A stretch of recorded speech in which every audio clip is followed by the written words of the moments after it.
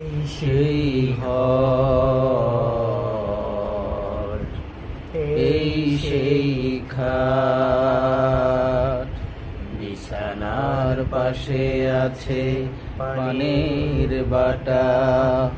চশমাটা পরে আছে পাশে, শুধু মানে শুধু মানে শুধু মানে শুধু